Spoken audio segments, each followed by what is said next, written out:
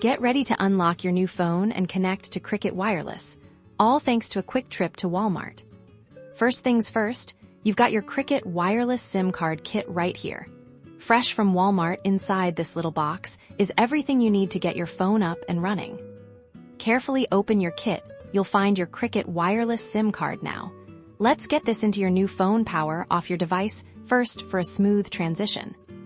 Locate the SIM card tray on your phone. You might need a small tool or even a paperclip to gently push into the small hole to release it once it pops out. Place your Cricket Wireless SIM card into the tray, making sure it's oriented correctly. Usually, there's a notch to guide you.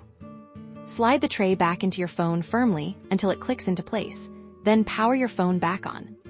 As your phone boots up, you'll be prompted to activate your service. It's usually a straightforward process. You can typically do this right on your phone screen, or through the Cricket Wireless website using another device if needed.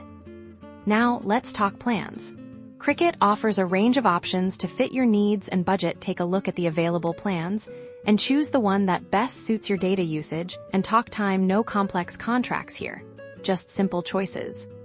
Follow the on-screen prompts to enter any necessary information, like your account details if you're transferring a number, or to set up a new one. Once you confirm your plan and complete the activation, you'll see the Cricket Wireless signal bars appear, meaning you're officially connected. And just like that, you've successfully set up your Cricket Wireless service from Walmart. Enjoy your new phone and all the talk, text, and data that comes with it.